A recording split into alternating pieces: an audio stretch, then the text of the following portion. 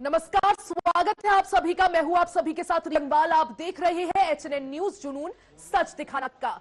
लखनऊ के गोमती नगर थाने में कथित लव जिहाद, देह व्यापार और सामूहिक दुष्कर्म से जुड़े गंभीर आरोपों को लेकर कई पीड़ित युवतियां इस दौरान थाने पहुंची। पीड़िताओं का आरोप है कि वो पिछले 3 दिनों से थाने के चक्कर लगा रही हैं, लेकिन उनकी शिकायत दर्ज नहीं की जा रही। इसे लेकर हिंदू संगठनों में नाराजगी देखी गई। अखिल भारत हिंदू महासभा के प्रवक्ता शिशिर चतुर्वेदी और विश्व हिंदू परिषद, बजरंग दल और कई अधिवक्ता गोमती नगर थाने पहुंचे। संगठनों ने आरोप लगाया कि पीड़िताओं की सुनवाई नहीं हो रही है और पुलिस मामले को गंभीरता से नहीं ले रही है।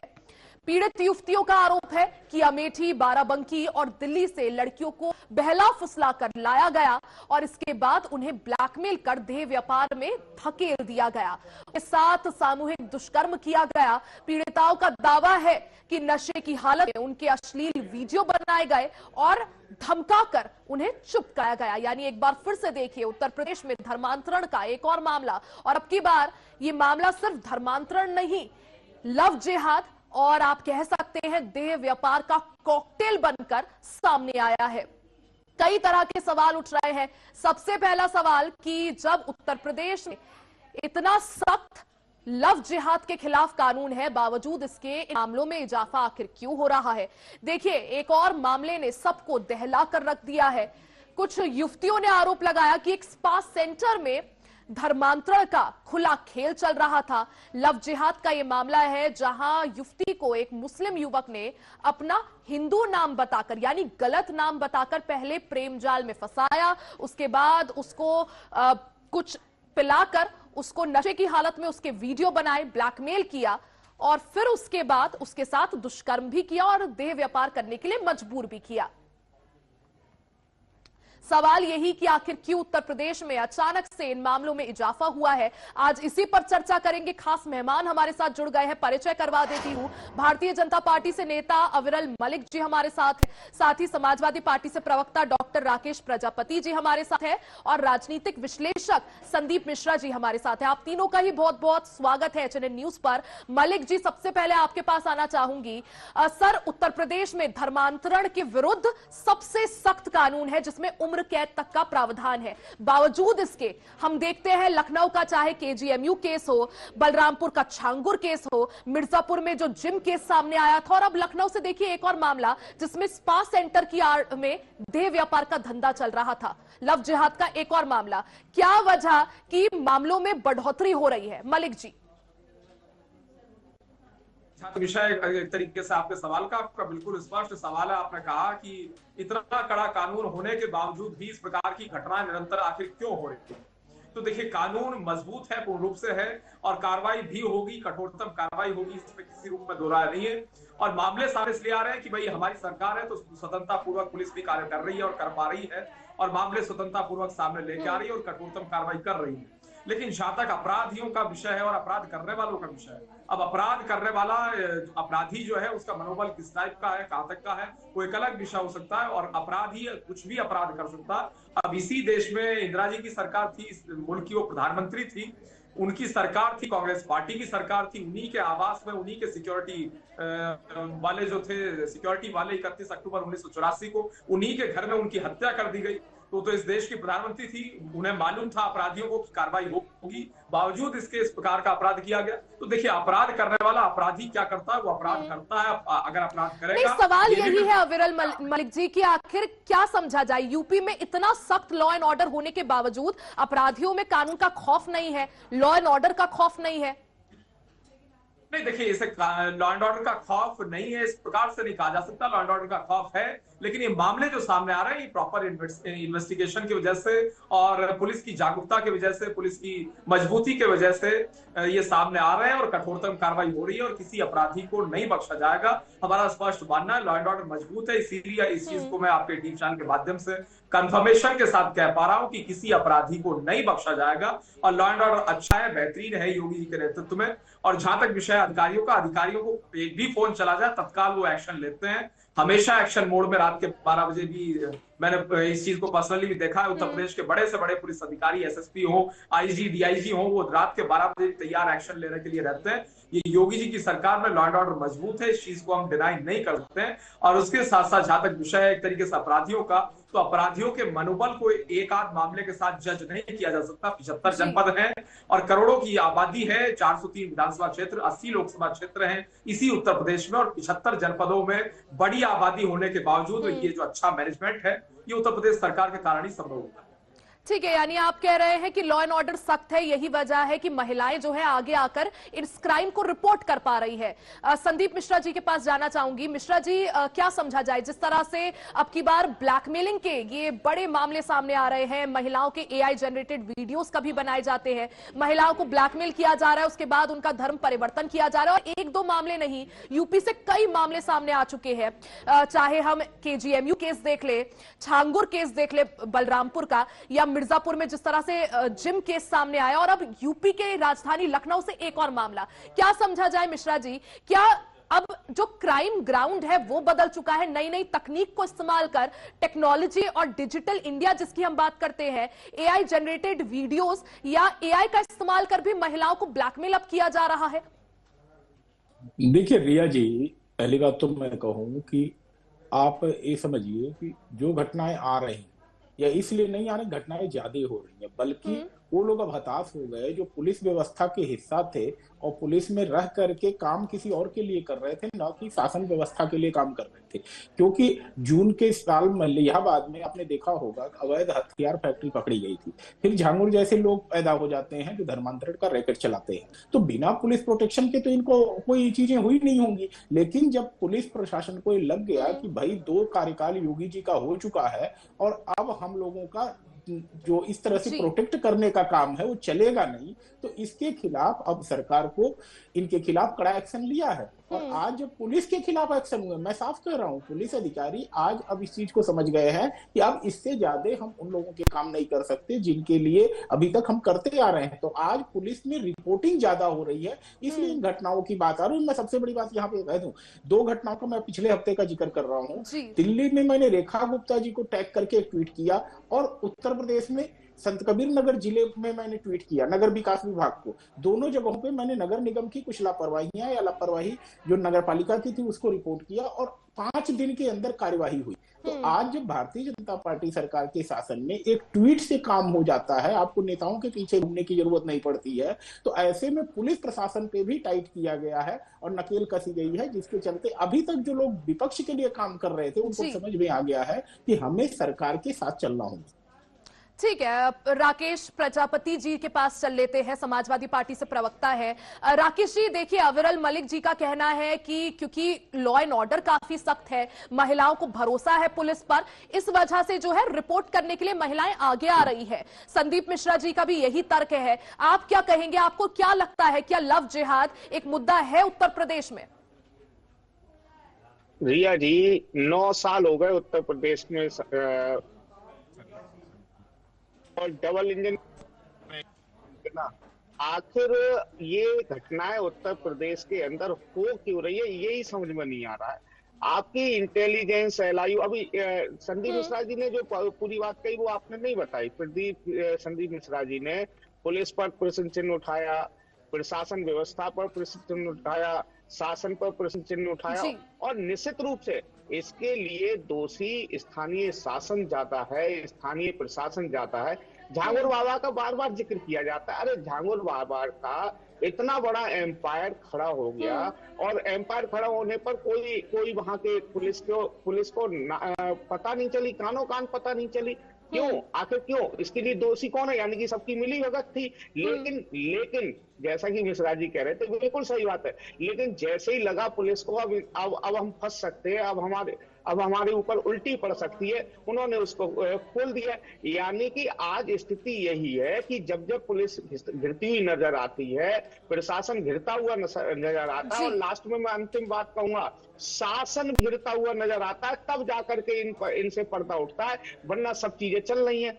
क्यों? क्योंकि शासन की मिलीभगत से है, पूरा शासन इसमें संलिप्त है। और शासन नहीं, मैं तो ये कहूंगा भाजपा के नेता भी इसमें संलिप्त है, और भाजपा के नेताओं की मिलीभगत से ये सारे हो रहे हैं।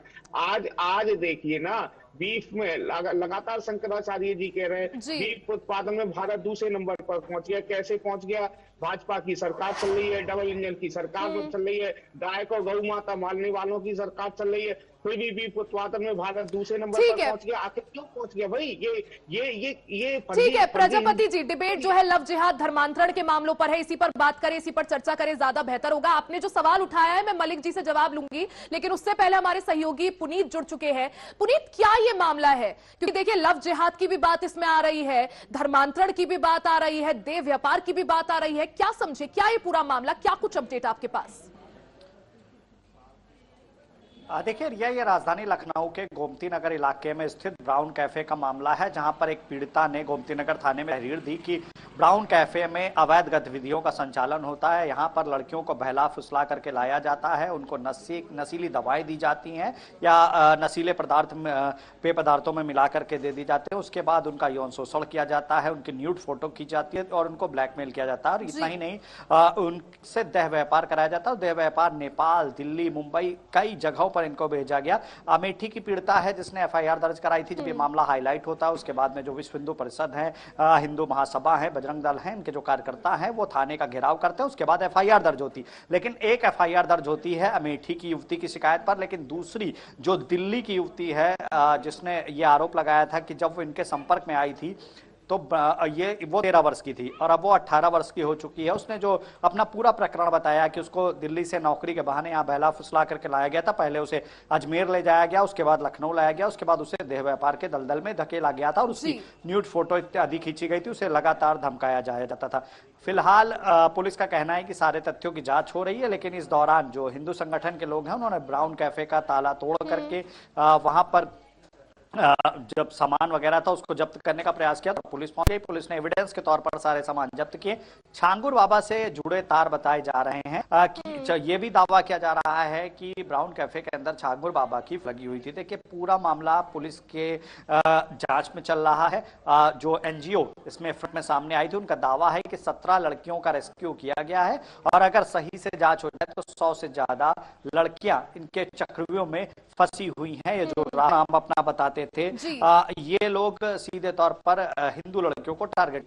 ठीक है मलिक जी, देखिए 100 से ज्यादा लड़कियों को टारगेट किया जा रहा था के अंदर। अब आप सोचिए कि जेएमयू केस हो, छांगुर केस मैंने इससे पहले आपको गिनवाया, उसके बाद मिर्जापुर में जो जिम का केस सामने आया था और अब लखनऊ से देखिए एक और। पुलिस की नाक के नीचे ये सब चलता है और यही सवाल देखिए आरोप लगाया प्रजापति जी ने भी कि ऐसा कैसे पॉसिबल है कि पुलिस को खबर नहीं। पुलिस एक्शन लेती है लेकिन तब जब बात हाथ से आगे निकल जाती है। क्या समझे कि यूपी पुलिस जो है रिएक्टिव है, यानी रिएक्शन देती है, प्रोएक्टिव नहीं। मलिक जी नहीं, उत्तर प्रदेश पुलिस एक्टिव भी है, प्रोएक्टिव भी है, रिएक्शन भी देती है। प्रोएक्टिव होती मलिक जी तो पहले इतना बड़ा मामला आ जाता है। जैसा हमारे जो सहयोगी है पुनीत ने भी बताया कि जब थाने का घेराव किया जाता है उसके बाद एफआईआर होती है। देखिए जहां तक विषय एक तरीके से एफआईआर होने का, एफआईआर किया जाना, एफआईआर होना ये बेसिक राइट है। पुलिस प्रशासन की, जो भी थाना संबंधित थाने की जिम्मेदारी बनती है कि एफआईआर दर्ज तत्काल की जाए, एक्शन लिया जाए। ये बेसिक राइट है हर आदमी का। कोई भी व्यक्ति, चाहे राकेश जी हो, संदीप जी हो, पुनीत जी हो, आप हो, कोई भी व्यक्ति अगर थाने जाता है एफआईआर दर्ज कराने की बात करता है तो तत्काल प्रभाव से सर्वप्रथम एफआईआर दर्ज की जानी चाहिए और की जाती है। ज्यादातर मामलों में कौन सा दरोगा, कौन सा एसएचओ ऐसा है जो एफआईआर दर्ज करने से डिनाई कर रहा है, ये भी एक जांच का विषय है और जांच निश्चित रूप से ये देख के भी की जाएगी कि कौन ऐसा एसएचओ है जो एफआईआर ही दर्ज नहीं करना चाहता, उसके लिए प्रदर्शन करना पड़ता है।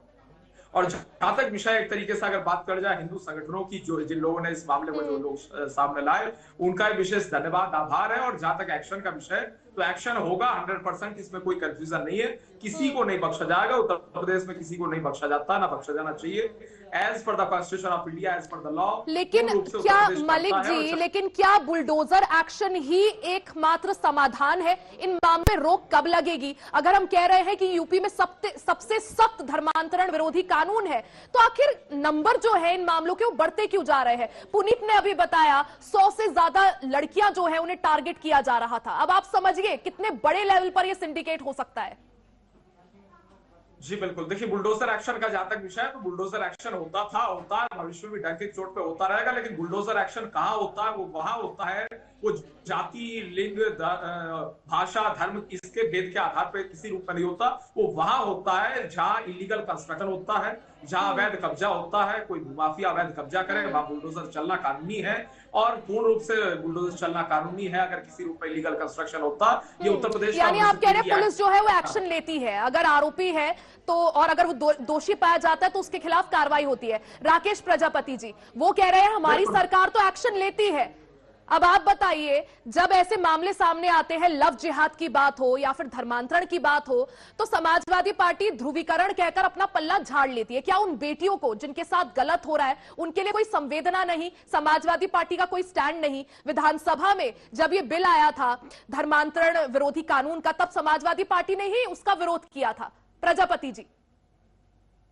रिया जी देखिए, आरोप लगाने को आप कुछ भी आरोप लगा सकते हैं, लेकिन आप ये बताइए आखिर इतने हिंदू संगठनों को थाने में जाने की क्या आवश्यकता पड़ी? क्यों आवश्यकता पड़ी? आखिर एक व्यक्ति जाकर के, अब्दुल मलिक जी कह रहे हैं कि कोई व्यक्ति जाए, थाने में जाए और तहरीर दे करके आए, उसकी FIR दर्ज होनी चाहिए। लेकिन एक छोड़िए, जो आप लगातार वीडियो दिखा रही हैं, मेरे ख्याल से तो सैकड़ों की संख्या में लोगों को जाना पड़ा। नहीं, सवाल ये सर, वो मैंने जवाब लिया अब्दुल मलिक जी से। प्रजापति जी, मैंने सवाल ये इससे पहले पूछ चुकी हूँ। मैं आपसे पूछ रही हूँ, जब धर्मांतरण की बात आती है, लव जिहाद की बात आती है, तो समाजवादी पार्टी चुप क्यों हो जाती है? मैंने आपसे सवाल पूछा। मैं सीधा सा बता रहा हूँ, ना समाजवादी पार्टी धर्मांतरण के पक्ष में है, ना ही लव जिहाद के पक्ष में है, ठीक है ना। ऐसा कोई किसी नेता का हमारा बयान नहीं होगा कि किसी ने ये कहा हो कि धर्मांतरण के पक्ष में हम। अब आप कह रहे हैं पक्ष में नहीं है, जब कानून लाती है योगी सरकार तो आप विरोध करते हैं, मतलब आप चला दीजिए ना उस बयान को, चलाइए किसी नेता का, किसका बयान है। मैं तो कह रहा हूँ ना, आप चलाइए उसके बयान को जिसने ये बयान दिया हो। ऐसे अनर्गल आरोप लगाने से कोई फायदा नहीं है। किसी ने भी अगर इस तरीके का, हमारी पार्टी के किसी व्यक्ति ने ये कहा हो कि हम इसके पक्ष में हैं, हम हम इसे सही मानते हैं, तो बताइए। मैं फिर कह रहा हूँ कि हर आरोपी को सजा मिलनी चाहिए संवैधानिक दौरे में ला करके, लेकिन अयोध्या के मुईद खान की तरह नहीं होना चाहिए। क्या हुआ था उनके साथ आपको पता है, पता चल गया होगा। कैसे योगी जी नफरती भाषा विधानसभा में बोल रहे थे। सर आप लोग घूम फिरकर बात किस टॉपिक पर हो रही है? आप लोग आजकल शंकराचार्य जी की माला जप रहे हैं। आप मतलब जवाब नहीं देंगे, मैं समझ गई। संदीप मिश्रा जी, जिस तरह से जिम्स को टारगेट किया जा रहा है, एक अड्डा बनाया जा रहा है, स्पा सेंटर को, ठीक है प्रजापति जी मैं समझ गई, मैंने सवाल क्या पूछा, आप शंकराचार्य के विवाद पर आ रहे हैं। रिया जी, जवाब आपको लेना चाहिए ना। रिया जी मेरी आवाज जा रही है? जी सर।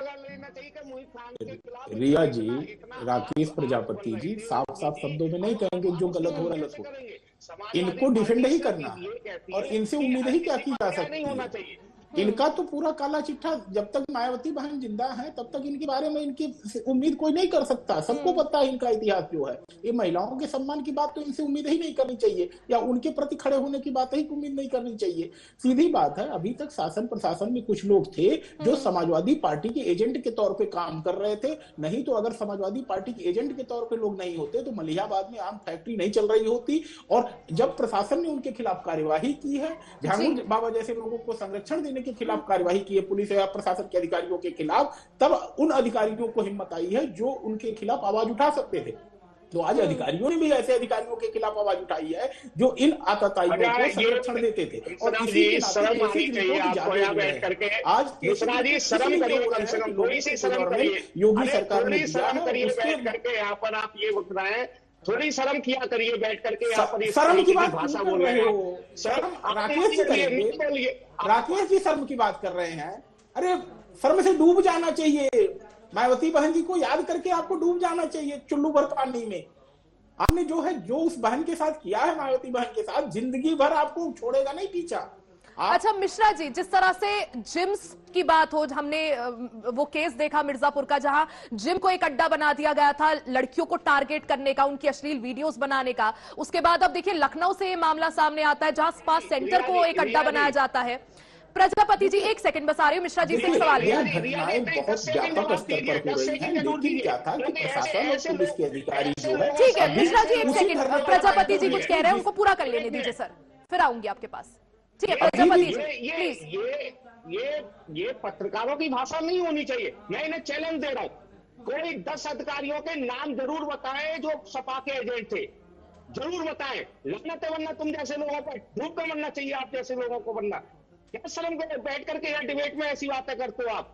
10 नाम बताइए कौन से अधिकारी थे जो सपा के एजेंट थे। हो गया राकेश जी, नाम हो गया राकेश जी, करके नाम हो गया। जरूर खोलिए। महिलाओं के सम्मान में 2 शब्द बोलिए। ठीक है प्रजापति जी इन महिलाओं के लिए समय 2 कम शब्द है, बोलिए। माफी इनके चाहती हूँ खिलाफ प्रजापति जी, कार्रवाई समय कहीं कम गलत है, था। मुझे एक सवाल ले गलत लेने बोलिए। दीजिए मिश्रा जी से। मिश्रा जी जिस तरह से जिम्स को टारगेट बनाया जा रहा है या जिस तरह से स्पा सेंटर्स को टारगेट बनाया जा रहा है, क्या समझे कि क्या महिलाएं जो है वो जिम जैसी जगह या स्पा सेंटर जैसा अगर कोई जाना चाहता है तो उसकी इन जगहों पर भी महिलाएं सुरक्षित नहीं है? सर छोटा सा जवाब, समय कम है। संगठित अपराध का रैकेट चल रहा है और संगठित अपराध को रैकेट को जो है इस तरह से संरक्षण प्रवक्ता आकर के देते हैं जब बातों को घुमाने की कोशिश करते हैं। भाई डिबेट जिस विषय पे हो रही है उस पे रहिए, आप 10 जगह की बातों की चर्चा कर रहे हैं। 4 गलत बातों को गिना देने से एक गलत बात सही नहीं हो जाएगी। आज जब इस तरह की बात आ रही है, अब कहिए गलत हुआ है, इनके खिलाफ कड़ी कार्रवाई होनी चाहिए, इनके खिलाफ बुलडोजर एक्शन होना चाहिए। राकेश प्रजापति बोले ना अगर हिम्मत है तो। बिल्कुल ठीक है, आप तीनों का ही बहुत बहुत शुक्रिया और पुनीत आपका भी शुक्रिया हमारे साथ जुड़ने के लिए, समय देने के लिए। तो देखिए जिस तरह से उत्तर प्रदेश में लव जिहाद, देह व्यापार और सामूहिक दुष्कर्म के मामले बढ़ते जा रहे हैं। अब एक और मामला लखनऊ से सामने आया है जहां लव जिहाद, देह व्यापार और सामूहिक दुष्कर्म का एक कॉकटेल जो है वो एक स्पा सेंटर में चलाया जा रहा था। अब ये मामला रिपोर्ट हो चुका है, FIR दर्ज हो गई है और जो आरोपी है उनके खिलाफ भी सख्त से सख्त कार्रवाई का आश्वासन पुलिस प्रशासन ने दिया है। इस चर्चा में फिलहाल के लिए बस इतना ही। बने रहे हमारे साथ, देखते रहे HNN न्यूज, जुनून सच दिखाने का।